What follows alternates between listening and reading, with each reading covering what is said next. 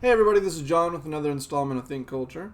This is Think Culture Daily 3. It would have been 4, but my wife and I went to Central Park yesterday to meet with some friends who have moved to San Francisco, but they're in town right now. So it was nice to see them, but it really threw me off the schedule, obviously. Today is coming out late. That's because I've tried a few times, and I wasn't really sure how to talk about this. I think I figured it out. So that's why it's a little late. Sorry for that. To introduce it, though, I wanted to show, to play a clip from these Bob Woodward interviews, because I think that it's interesting and it sort of introduces what I'm going to talk about. So I'll flip over to that real quick.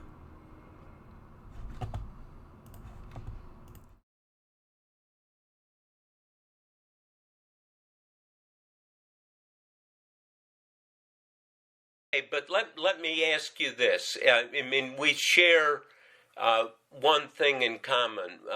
We're white, privileged, who my father was a lawyer and a judge in Illinois, and we know what your dad did. And do you have any sense that privilege has isolated and put you in a cave to a certain extent, as it put me and I think lots of white privileged people in a cave, and that we have to work our way out of it to understand the anger and the pain particularly black people feel in this country? No, you really drank the Kool-aid, didn't you? Listen to you. Wow. No, I don't feel that at all. Hey, but So I find that very interesting, and it's funny because he says we're white privileged people, blah blah blah blah blah. The only people who talk like this are privileged white people for the most part. So that's an interesting fact that's going to be sort of discussed in a second. But yeah, it's this is the walls are closing in. It's a ticking. There's a tick tick tick tick tick tick tick, as Rachel Maddow would say. The curtain is closing. They're running out of time or whatever. It's a bombshell. Bombs are exploding. This is it doesn't hurt Trump at all, obviously, especially with his base, because we all understand that Bob Woodward did drink the Kool-Aid. When you're talking about things like your white privilege and how you need to work hard to recognize that so you can come out of the cave and understand the anger and pain that black people in particular are feeling, you drank the Kool-Aid. That's simply the case. And the antithesis to the Kool-Aid is obviously the red pill, right? So I'm going to talk about the red pill, my quote-unquote red pill moment in this video. And I think that the red pill is an interesting sort of psychopolitical phenomena, right? And like all such things, in psychoanalysis, we have a concept of symptom overdetermination, right? That there's a multiplicity of causes that come together to sort of collectively result in a symptom, right? The same thing in dreams. Freud also talks about an interpretation of dreams. That the manifest content of a dream is overdetermined by experiences that you have in your daily life, etc., and so forth. So the way I'm going to talk about my red pill moment is I'm going to try to track down some of these various causal streams, right? So one of them, and this is related to the Bob Woodward thing, is I'm from a rural, poor, red Bible Belt area, right? Farmland. Where I grew up, there's not a four-year university within hundreds of miles, right? And neither of my parents had high school educations, for example. Then, so when I came up here, and I'm interacting with people who invariably share the same opinions as Bob Woodward, right? And so did I, sort of, when I first came up here. But it's noticeable the degree to which the sort of culpability. So the most morally blameworthy form of white person then is the white person who doesn't recognize their privilege, who's stuck in the cave. And it's noticeable when you come from an area like I do, for example, and you come up here. Everyone talking like this, like Bob Woodward, was privileged, right? And the moral leper that they're talking about, they're the people I grew up around, right? So one of the causal streams is that it's difficult to listen to to privileged rich twats, who are from highly educated.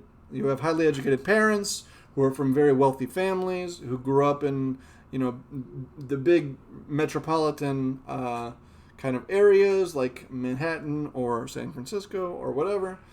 So they've had access to all of these sort of cultural resources, to social capital, all this kind of stuff. It's sort of painful to listen to people like that berate, condescend to, mock, etc. the kind of people that I grew up around, because they're not privileged.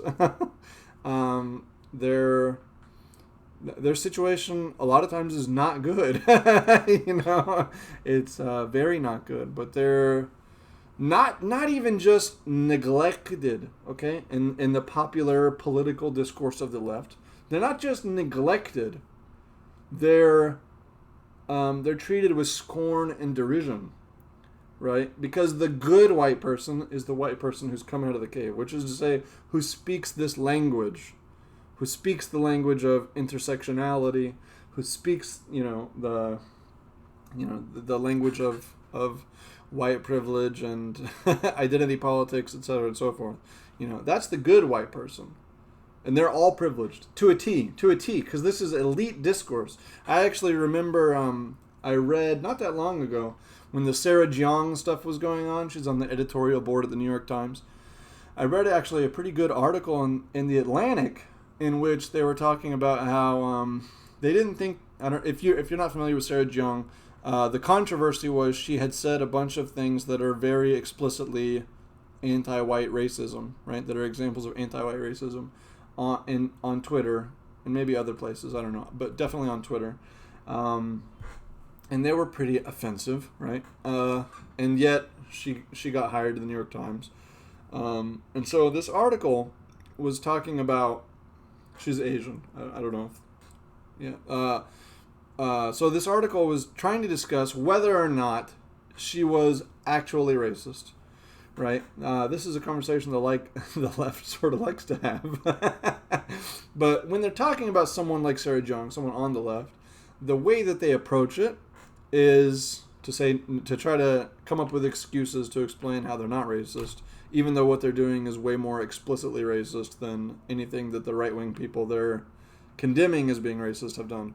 But in this case, their observation, I think, was right, and it was interesting, and it was good. And it frames, or it came to frame some of how I thought about things. And the way they talked about it was, Sarah Jeong is not actually racist. She's, especially as an Asian, who is thereby discriminated against, particularly at the elite universities, right? They discriminate against Asians because they have to score, 60 points higher. I don't know what the number is, but they have to score higher than everybody else to have the same chances, for example, as a black student coming in or whatever. And so they were talking about how it's more competitive for Asians, right? They're discriminated against. They're called boring specifically. That was the excuse that Stanford or something gave. I don't remember exactly. But they did like personality breakdowns of people that they were interviewing or whatever. And they basically always called the Asians boring because they were academic and studious and blah, blah, blah. And so they were talking about how Sarah Jeong she's a social climber, okay? And so she's adopting this discourse of intersectionality in order to signal her belongingness to this elite community. It's an elite discourse community, right? That's what talking about white privilege is, about, toxic masculinity and patriarchy and white privilege, all this kind of stuff that comes out of critical race theory, critical gender theory, what have you. More than that, but, that's the touchstones you might be familiar with.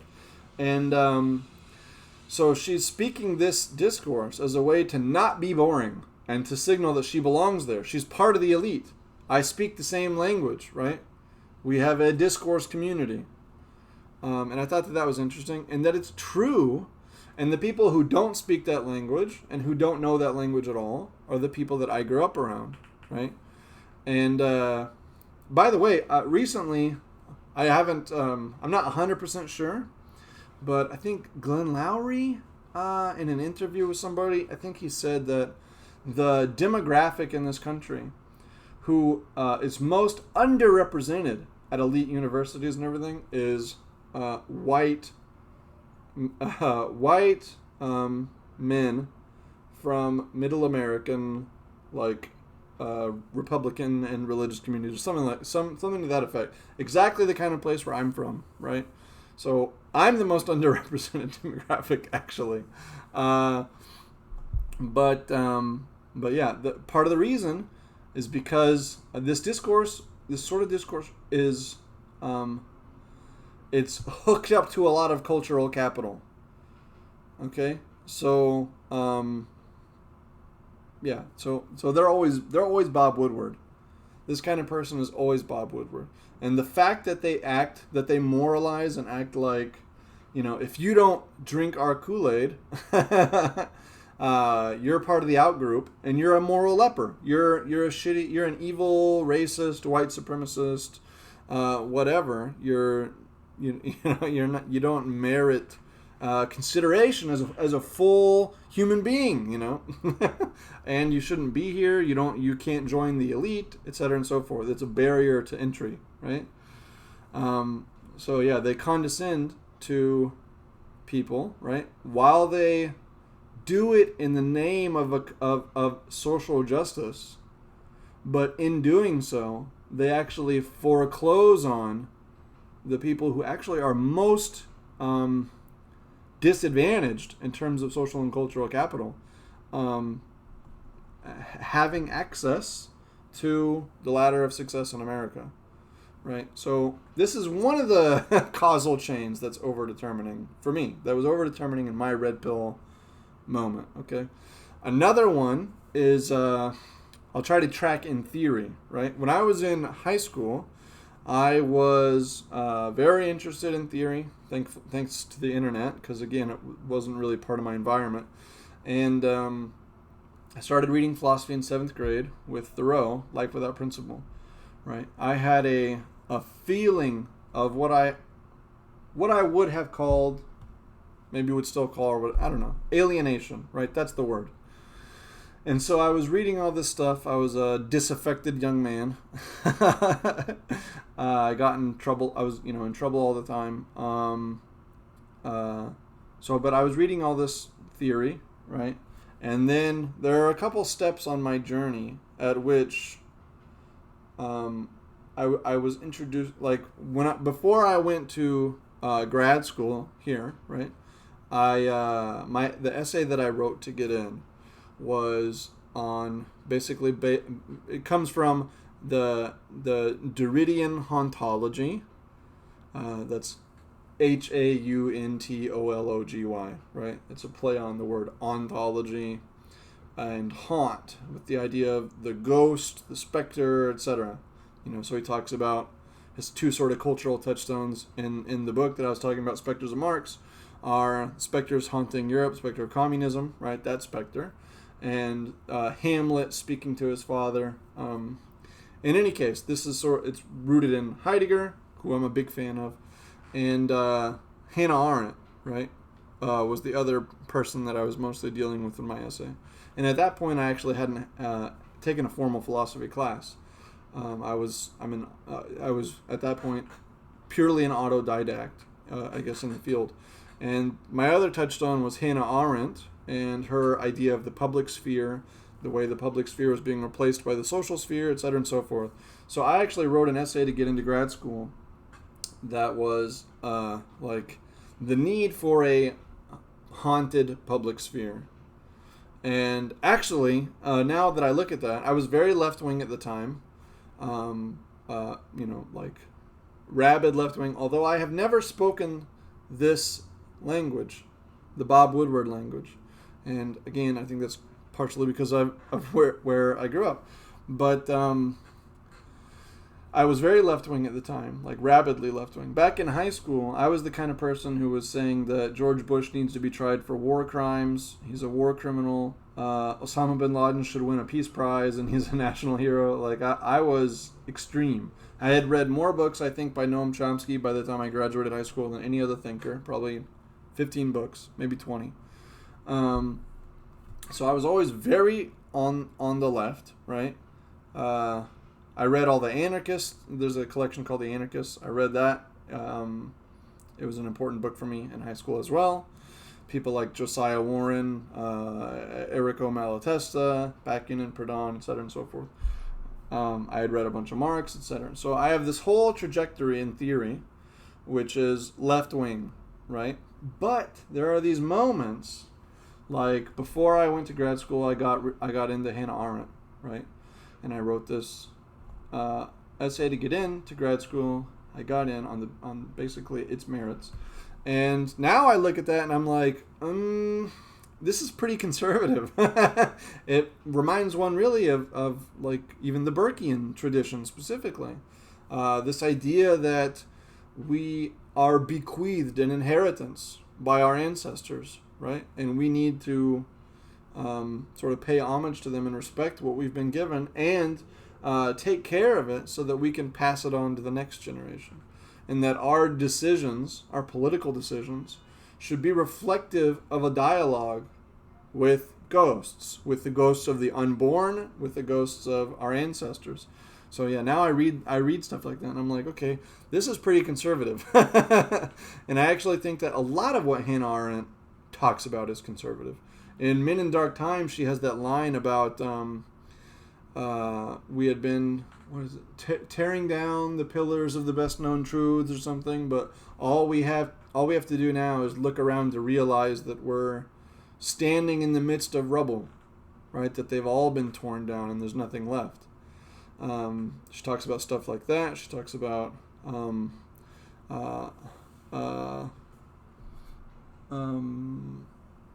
what is it? Amor mundi, right? Love of the world or whatever, and the risk of developing basically odium mundi, hatred of the world, right? She talks about the need for a world. This is the homo faber. We need a durable human world, right? To be embedded in.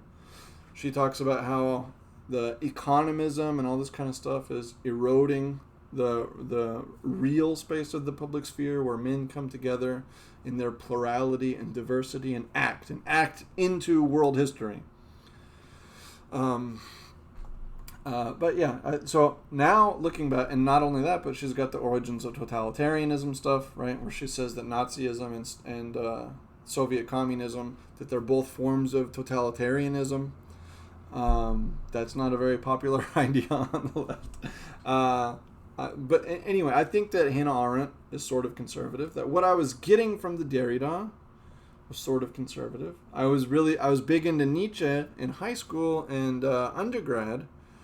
When I first got to grad school, the first conversation I had with someone else in sort of the philosophy orbit at my school was actually about Nietzsche, and this woman was sort of arguing that we shouldn't engage with Nietzsche because he's too contaminated by right-wing ideas.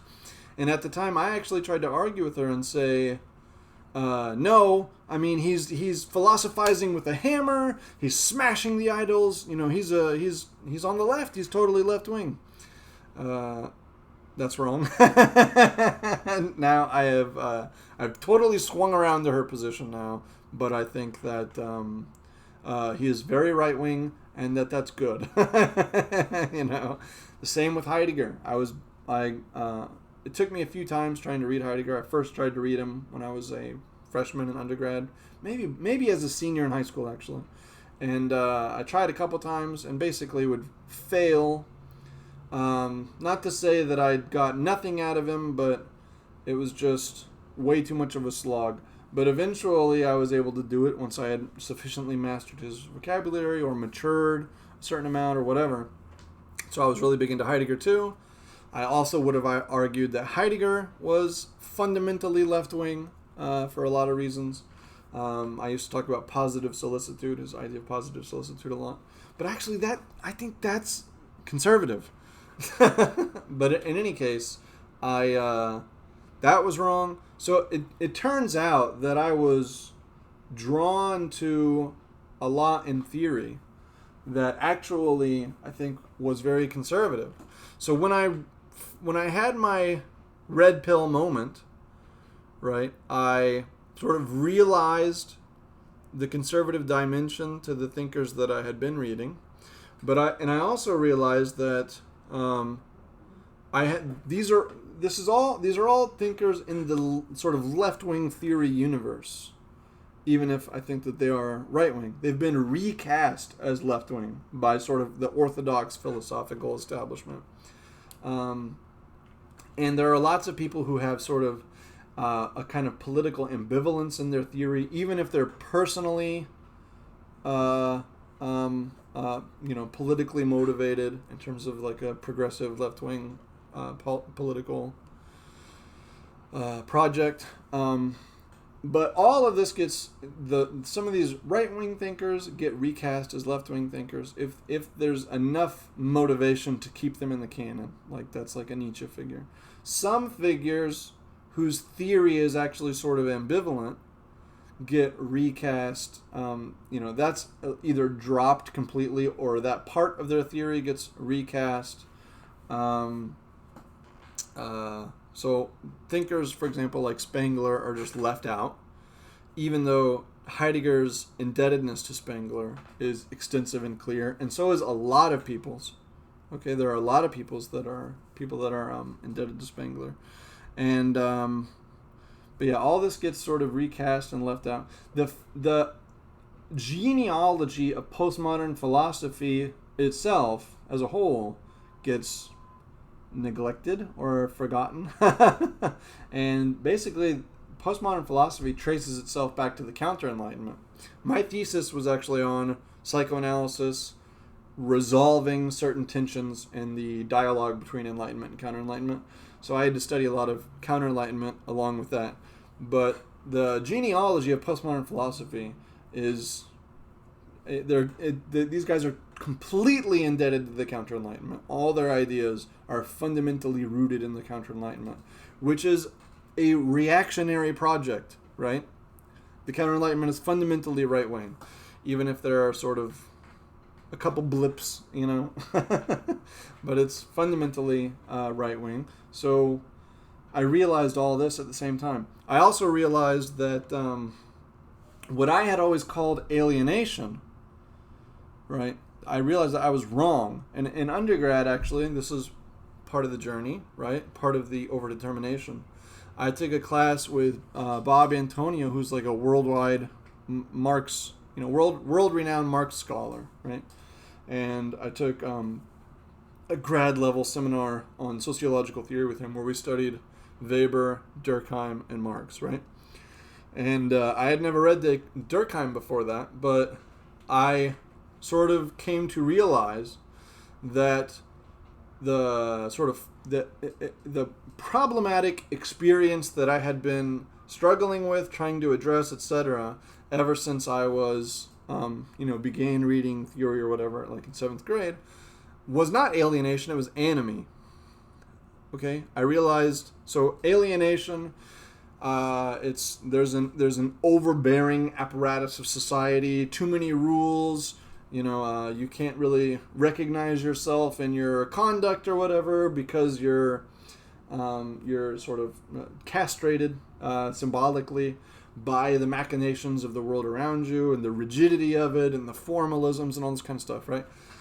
That's not the way that power functions, and that's not the experience that I was having, and that's not what's generating the crisis in our society. I was wrong. the problem is anomie, and anomie is the opposite, right? There's no rules. There's no structure. I mean, like a perfected anomie would mean no rules, no structure, no norms, no. And these are things that bind you to a community. Durkheim talks about solidarity and solidarizing effects, right?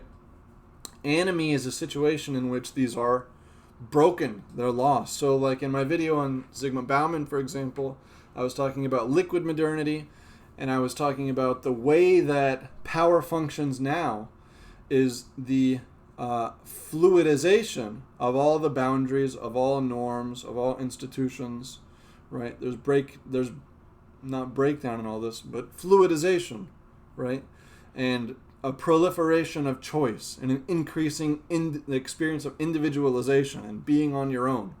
The sort of libertarian freedom of being thrown back upon your own resources to choose what you want, etc. And there's not enough structure, where what this means is that the kind of the matrix of meaning that we're embedded in becomes more opaque. The nodes are further out. It's harder to understand, to determine the coordinates of your life and what matters, and people, like, relationships are more tenuous, people care less about their family, etc. and so forth. And so I realized that anomie is really the problem, really a vastly bigger problem in our society than alienation. Again, I think that is a conservative idea, So that's kind of the theoretical journey. But when I had my red pill moment, I realized that I hadn't read any thinkers who were what you might call part of the right-wing canon, right? And I didn't really know their arguments or anything, which was shocking to me, because I was like, I've been reading philosophy since 7th grade. I've been interested in political philosophy, political theory, political problems, political analysis. I've been interested in this for 15 years or something. I don't want to do the math, but and not one. I can't name one right-wing thinker, right? Outside of, now I would say I could have Heidegger, Nietzsche, etc. But at the time I didn't really realize that they're a part of, and they should be viewed as part of, the right-wing canon. So that was shocking to me. But so then I had this, there are all these different causal chains, right? And then I have this precipitating event where, so this is like a traumatic event that triggers these different causal streams to sort of come together and manifest as a symptom, right? And that is, I was talking to a friend from back home. Well, no, I wasn't. Okay, so the Kesha thing had happened. I don't know if you remember that, but if I remember correctly, she alleged that her producer had sexually assaulted her something like 10 years ago. She wanted out of her contract. They were doing it here in court in Manhattan, I think. And I didn't know anything about it. I just heard of it, right? I had just heard of it. This is when I was still very left-wing, right? Even if I had started at this time to sort of feel icky about the privileged rich kids, like in my program and in my dorm and stuff, who would complain about the bigoted whatever, all this kind of stuff. Even if I was feeling a little uneasy about that, and even if these ideas of Hannah Arendt had been sort of germinating, and the ideas about anomie and these are our problems, etc. and so forth, all this stuff had been kind of germinating in me. The sort of hauntological ideas, right? Like communicating with ghosts, we need to be like Hamlet and recognize and be able to speak to our Father and live up to his expectations in some way. All this stuff is germinating, but then I have this event where this stuff with Kesha's going on, and I didn't know anything about it. So naively, as somebody who would have said they were far left, a radical left-wing revolutionary type, right? I wrote on Facebook something like, why are we just hearing about this now? What's going on? Do we really know what happened? Or something like that. I didn't have an agenda. It wasn't snarky. There was nothing about it like that. I wasn't participating in the culture war, right? Yet this friend of mine, longtime friend from back in high school, who I've had a lot of real life, real world experience with, who has stayed at my house for some time, etc. This person responds by saying, "You victim blaming, rape apologizing, this and that, you and the judge and you're rape apologists, and how dare you, you're a total piece of shit, blah blah blah, block me." And I was stunned. Looking back now, I'm like, oh, that's kind of quaint. But at the time, I was stunned. I was like, what in the world just happened to me? Because this whole culture war had been going on, I guess, that I was not privy to. I had my head in the clouds, right? So that happened, and I was shocked. And then that caused me to sort of look around more, notice that the people around me there was a very monstrous dimension to them, right? Like I'm saying, they're privileged, engaged in a discourse that pats themselves on the back for being righteous, while it bars entry into the echelons of power for people who, are really from bad circumstances in a lot of cases, right? And not only that, but I was noticing increasing intolerance from them generally, an increasing sort of policing of behaviors, and et cetera and so forth. Like I had someone in my friend circle, right? I grew up where I grew up, and like with vulgar, a lot of vulgar speech and stuff like that. And I would, I text people in our group or whatever. I'm like, hey, anyone want to play games or whatever? And I remember one time they said no, or a couple people said no or whatever, and I said, "You're gay," or something like that. Right? Just not obviously intending it to be homophobic or whatever. And one of my friends was like, that's really homophobic, you shouldn't talk like that, blah, blah. And I'm like, dude, what the hell? And I just, a number of experiences like that. And, all this just sort of came together and coalesced. And I started thinking more about, about the way power operates, right? And who these discourses benefit. So when you take class dynamics, okay, class-based oppression, let's say, I want to sort of not be stuck with that language now, but let's say something like class-based oppression. This is the way I would have thought about it at the time, at least. And then you start talking instead about race and white supremacy and white privilege and all this kind of stuff, right? Especially when it's the elite discourse that gets called the self-aware, good, moral form of white privileged discourse or whatever, right? But I started noticing the way that these things tend to obscure actual class dynamics, actual class relations, etc. And that's a tendency that has obviously continued. Like I was, in my recent video talking about Michael Lind and how defund the police is a kind of jobs program for the professional managerial class, taking away working class unionized cop jobs. And okay, let's do a bunch of social workers and stuff like that. Which, again, like talking about somebody like Foucault, right? This is not moving from punishment to discipline is not a emancipatory, liberating kind of experience. So I started noticing the way that the politics, the behavior, etc. of these people contradicts even the philosophers that they claim to be their own, that are part of their canon or whatever, right? That they're not grappling with it very effectively because they have this kind of narrow ideological lens. They're like me. They don't only one half of the intellectual moral universe is totally obscured for them, right? So when they're analyzing social phenomena or whatever, they're not good at it. They don't understand what's going on, just like with the class stuff. They don't have any idea what life is like, in a poor rural community, somewhere in the South or the middle of the country or whatever. They have no idea, but they berate these people, But yeah, that's, is there anything else? There's the theory stuff, right? There's the precipitating event. There's multiple different strains with the theory. I think there are other people too, but yeah, since then, I have immersed myself much more in right-wing political philosophy, sort of the whole spectrum of it, right? And like I said, I did my thesis in part on the counter-enlightenment.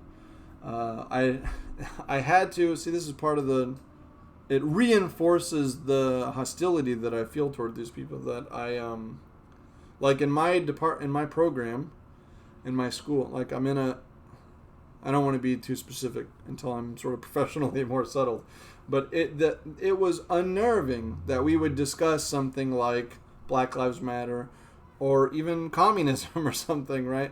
And the whole spectrum of social political phenomena, social movements. And if those were discussed at any department meeting or whatever, there was not one person with a dissenting view. And that kind of thing is very unsettling when you're a person like me, or when you're in philosophy, or where you're in a place like I'm where I am, It's very unsettling and unnerving.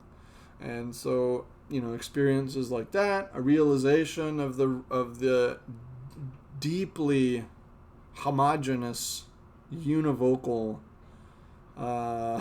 sort of opinions that are held by all these people who, mind you, in my program, I think most of them were much smarter than I am, much more educated than I am, for partially reasons that I have sort of discussed.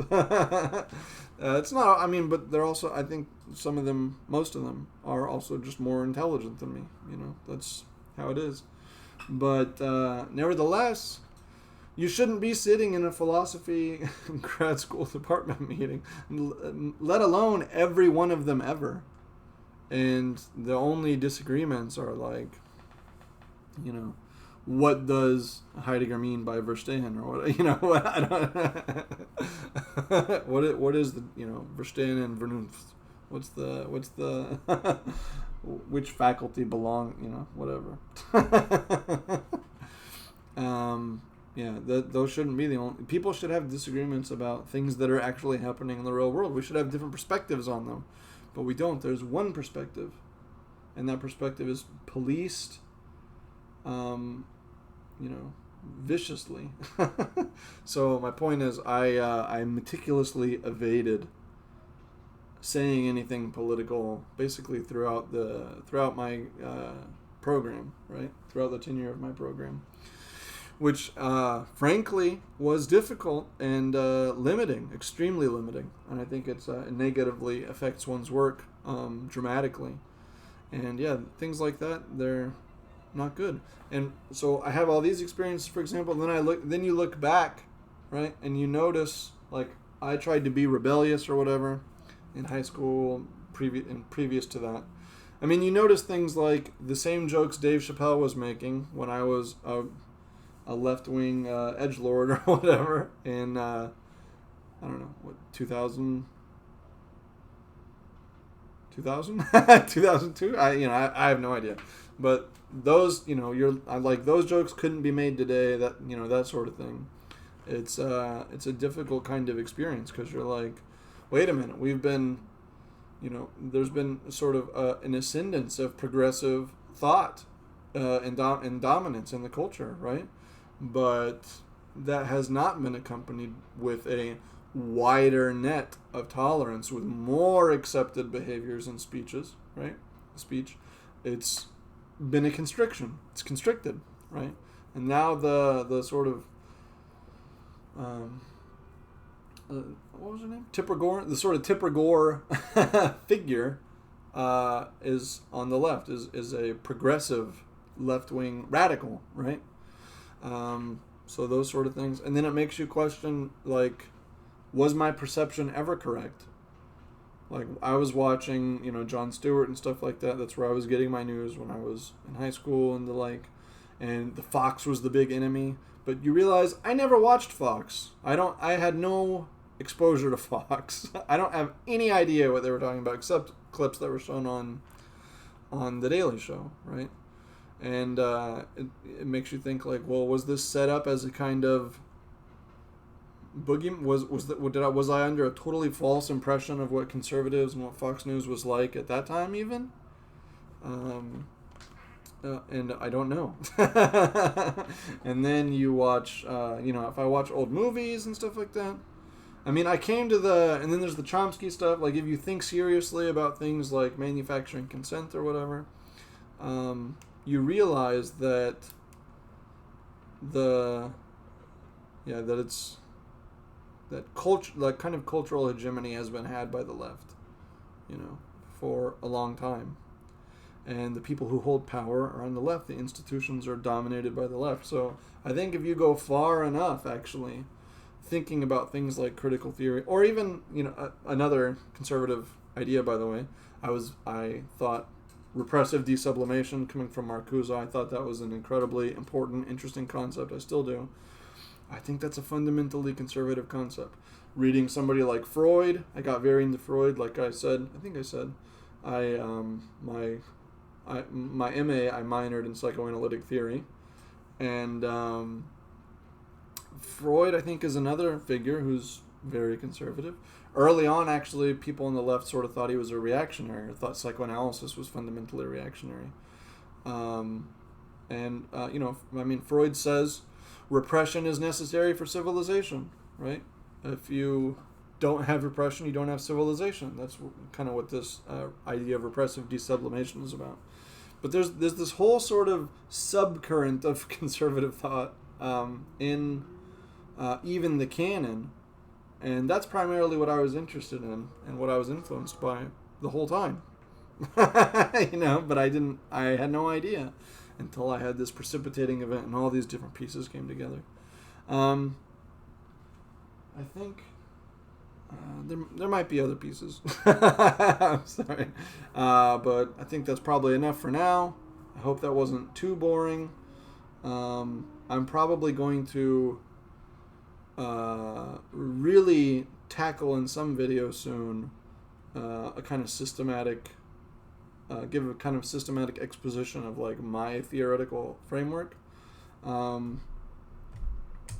There are some things that are still in flux. Like I'm not sure about everything. Like lately, I've been thinking about, like I had this kind of pessimistic position, right? And I noticed Anomie, etc. So I've tended to think that capitalism is responsible, at least in some significant part, for Anomie, right? For the breakdown of these institutions, for liquefaction, for